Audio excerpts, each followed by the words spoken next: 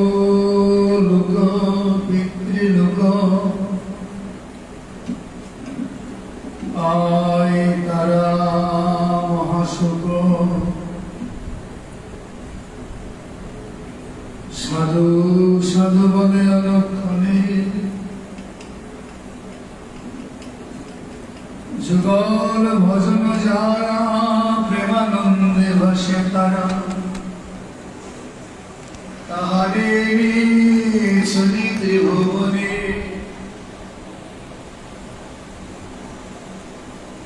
কলিযুগের পাবন অবতার প্রেম পুরুষোত্তম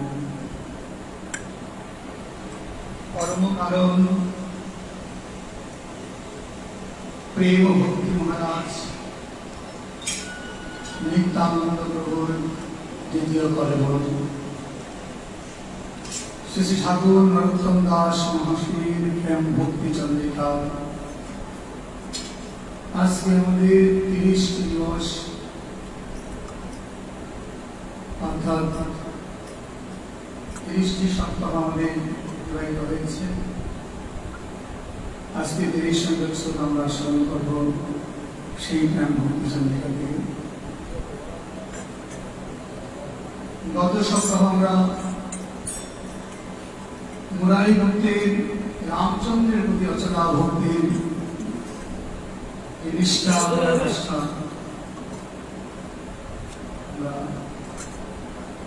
ইষ্টের প্রতি নিষ্ঠা যান রয়েছেন তার একটি দৃষ্টান্ত প্রমাণ মুরারি ভক্তি। কায় মনে করে যদি নিষ্ঠা ইষ্টের ভজন,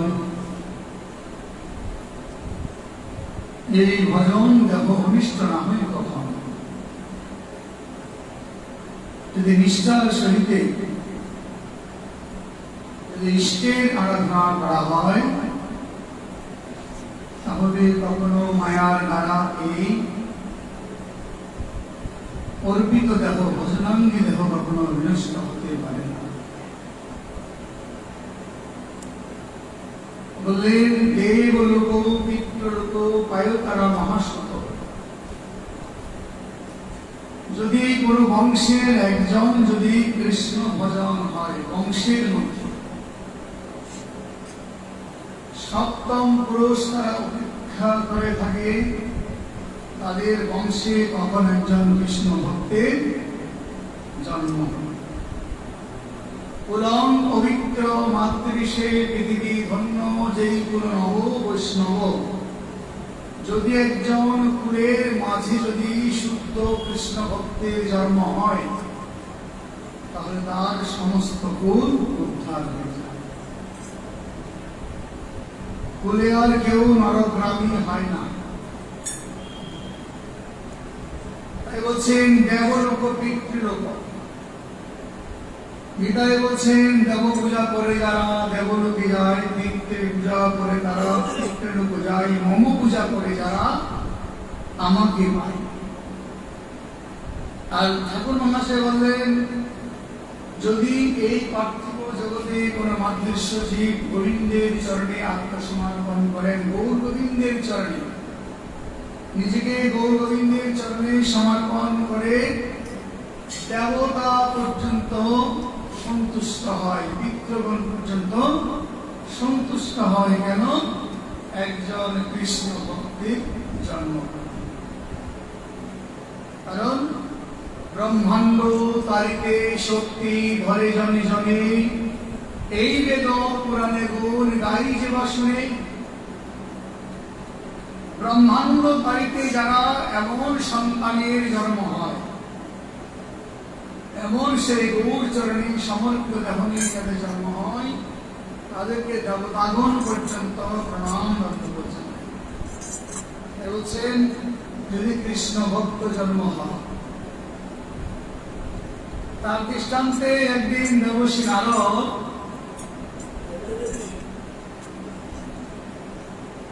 এবং স্বয়ং ভগবান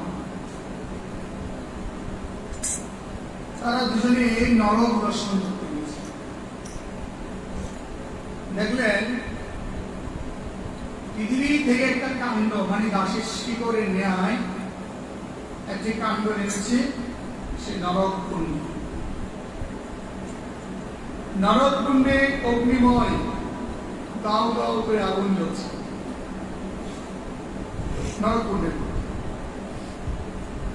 যেমন তপ্ত আগুনে জ্বলন্ত লোহা গলিত হয়ে যেমন অগ্নি স্বর্ণকান্তি রূপের মতন ঝলক মারে, ঠিক এভাবে অগ্নি জ্বলছে। আর এই অবস্থায় দেখলো ওই অগ্নির উপর একটি পৃথিবী থেকে কাণ্ডভালী বোঝা আছে, বৃক্ষের শিকড় নিম্নগামী হয়ে ওই কুণ্ডের উপর ঝুলন্ত অবস্থায়, ওই শিকড়ে হাজার হাজার লোকগণ ঝুলন্ত অবস্থায় শিকড় ধরে আছে। যদি শিকড়টা ছিঁড়ে পড়ে তাহলে সবাই ওই আগ্নদাহে অগ্নিদাহে জ্বলন্ত অনলে দাহ হয়ে যাবে।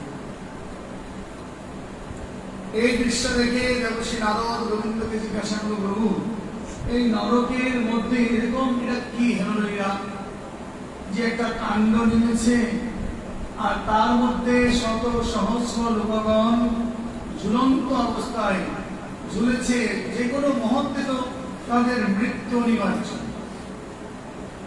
মৃত্যু। নারদ,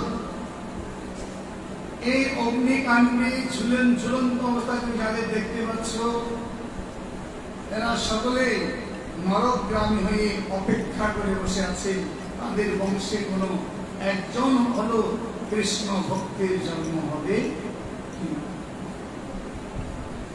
আর তাদের বংশে আর শুধুমাত্র একজন আছে, ওই একজনও যদি কৃষ্ণ ভজন না করে তাহলে এই বংশ এখানেই শেষ, এই বংশ আর উঠবে না, সবাই নরকের মধ্যে থাকতে হবে। নারদ বলল, প্রভু আপনি তো পতিত পাবন ঠাকুর, দয়ানিধি, করুণানিধি, প্রভু আপনার সম্মুখে এতগুলো জীব যে তারা জ্বলন্ত অনলে দাহ হয়ে যাবে, প্রভু আপনাকে একবারও করুণা জেগে না। দেবর্ষি নারদের কথা শ্রবণে গোবিন্দ বলছে, নারদ আমি কি করব?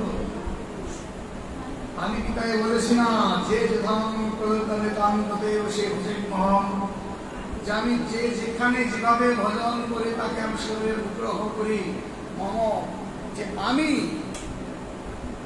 আমি তাকে ভাবে অনুগ্রহ করি। কিন্তু কি করব, সকলের মাঝে তো একটা মানুষের মাঝে জ্ঞান, বৈরাগ্য, ভক্তি, মানুষত্ব, বিবেক দিয়ে আমি সৃষ্টি করেছি। একটা পশুর মধ্যে যেগুলো দেয়নি, একটা পশুর মধ্যে চক্ষু, কর্ণ, নাসিকা, জিহ্বা সবই আছে, কিন্তু জ্ঞান নেই, বিবেক নেই, বৈরাগ্য নেই। পশু আহার করতে জানে, ঘুমাতে জানে, সঙ্গে মৈথুন করতে জানে, কিন্তু বিবেক, জ্ঞান, বৈরাগ্য দিয়ে পরিভজন করতে জানে। তো নারদ আমার কি দোষ? আমি তো একজন মানুষকে সব দিয়েছি যা পশুকে দেয়নি। পশুকে দেয়নি সে জ্ঞান, বিজ্ঞান, জ্ঞান, বৈরাগ্য, ভক্তি, বিবেক, কিন্তু মানুষকে তো দিয়েছি।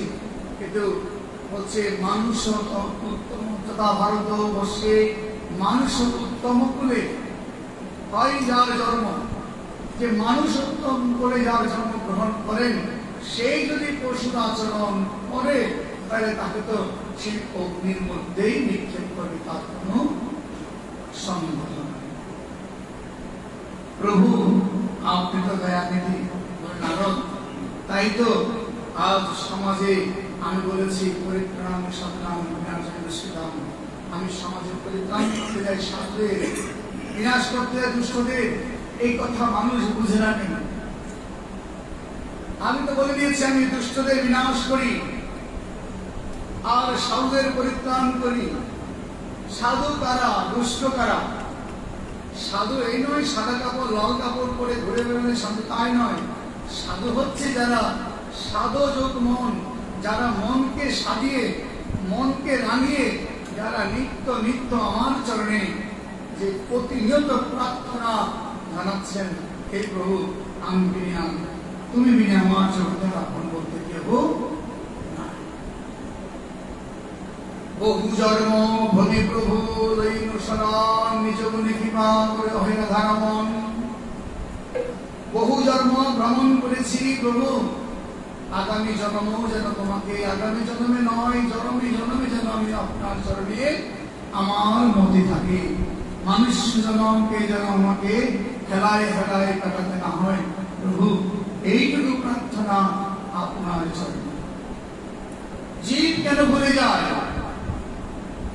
হইয়া মায়ার দাস করে না অভিলাষ, মায়ার দাসত্ব স্বীকার করে আমার কাছে সেই সবসময় অভিলাষ প্রার্থনা করে ধনং দেহি জনং দেহি বিদ্যাং দেহি। কখনো তো বলেনি যে সব সময় দাও দাও বলেছে, কখনো তো নাও নাও বলেনি। প্রভু আমার সকলকে তোমার করে জন্মে জন্মে থাকে তোমার চরণ অন্তরে। মম নাহি বুঝি কিছু আমার জীবন, এই দেখো মনোপ্রাণ করেছে তোমায় সমর্পণ করবে, আমি আপনার চরণে সকল সমর্পণ করেছি। নারদ আমাকে দিতে হবে না বললে হয়, আমাকে দিতে হয় না, আমাকে বললেই হয়। শুধু বলো যে আমি তোমার, আর কিছু করতে বলো তুমি, আমি তোমার বলাটা আমি কি করি, তখনই আমি তাকে আমার করে। যেমন কি বলছে দীক্ষাকালে শিষ্য করে আত্মসমর্পণ। যেদিন তুমি গুরুদেবের চরণে দীক্ষা নেবে, আশ্রয় গ্রহণ করবে, সেদিন আত্মসমর্পণ সেই হয় কি হয় কৃষ্ণ আত্মসম, সেদিনেই তোমাকে গোবিন্দ আপন করে নিয়ে। যেদিন তুমি গোবিন্দ চরণে গুরুদেবের চরণে আত্মসমর্পণ করবে। দীক্ষা কেন নিতে হবে? যে আমার নয়, গুরুর চরণে তুমি আত্মসমর্পণ করবে, সেদিন আমি তাকে আমি আমার আত্মসম করে আমি আপন করে আমি কাছে নিয়ে যাব। তাই বলছে দিতে হবে না, বলো যে প্রভু আমি তোমার। কিন্তু আমরা বলতেও পারছি, শুধু বলি কোনটা? সবসময় বলে থাকি প্রভু সবে আমার, আমার বাড়ি, আমার গাড়ি, আমার সবকিছু আমার আমার বলতে বলতে আমি অতিবাহিত হয়েছি, বলে যাচ্ছি সবইটুকু আমার বলে, কিন্তু আমার যে কিছু নয় সেটা আমরা জেনেও কি করি না, এটা অনুভব করি না। তাই অর্জুন, আমি তো বলেছিলাম সংসারে কেন গেছ? এই সংসারে গিয়ে আমাদের কি কর্তব্য? আমরা কেন এসেছি? কৃষ্ণ ভজিবার করে সংসারে আসিল। আমরা কেন এসেছি? কৃষ্ণ ভজিবার করে। কৃষ্ণ ভজিবার করে সংসারে আসিল, মিছে মায়ায় বদ্ধ হয়ে বৃক্ষ সম হইল। আমরা তো কৃষ্ণ ভজন করার জন্য জগতে পাঠিয়েছে আমাদেরকে, শুধুমাত্র পশু পাখির মতো সংসার করার জন্য নয়।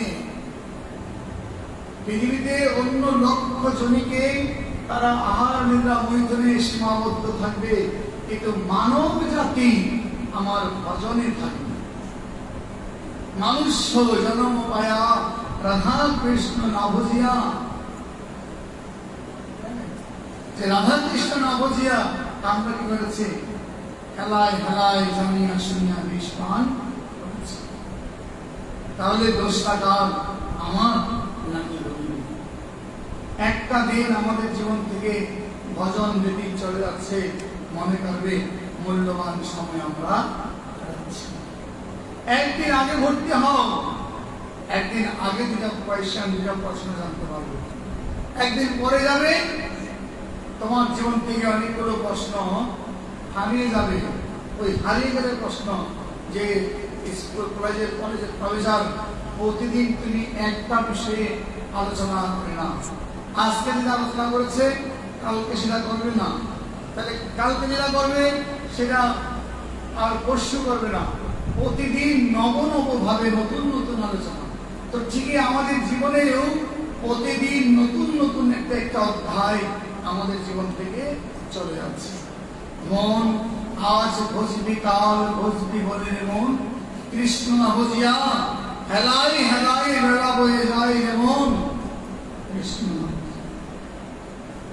হেলাই হেলাই চলে যাচ্ছে বেলা।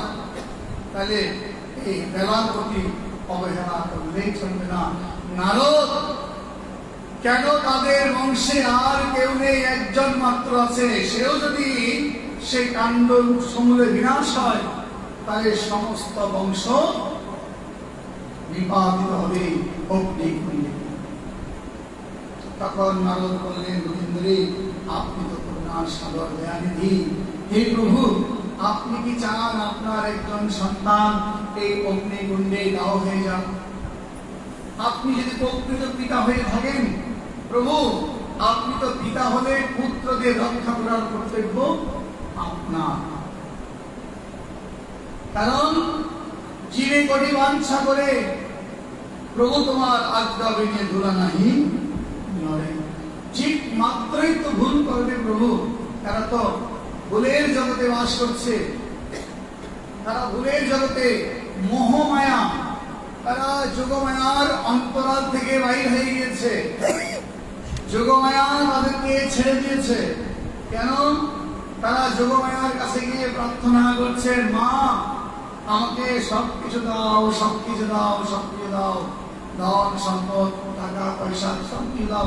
তো মাও বলছে, তোরা যখন আমার কাছে সবকিছু চাইতে পেরেছিস, আমি তোদেরকে আমি যোগমায়া থেকে এবার মোহমায়া আবৃত করে দিয়েছি। এবার মহামায়া আবৃত করেছে। যখন মহামায়ার যখন তোমাকে আসক্ত করবে, সব সময় তুমি নিজের জন্য চাইবে। যেমন কি এখানে গোবিন্দ ভজন করতে এসেও যদি আমি প্রভুর সেবা করতে এসেছি, প্রভুর ভজন করতে এসেছি, এখানে এসে যদি আমি আমার চিন্তা করি, আমার এটা আমার লাগবে, সেটা আমার লাগবে, সব আমার লাগবে, তখন যোগমায়া ছেড়ে গিয়ে তোমার মধ্যে মহামায়ায় ভর করেছে। মহামায়া যখন ভর করেছে তখন মোহ সৃষ্টি হয়েছে, আর মোহ যখন সৃষ্টি হয়েছে তখন তুমি ধীরে ধীরে ওই পেছনের দিকে তোমার মনটা চলে যাচ্ছে। বারবার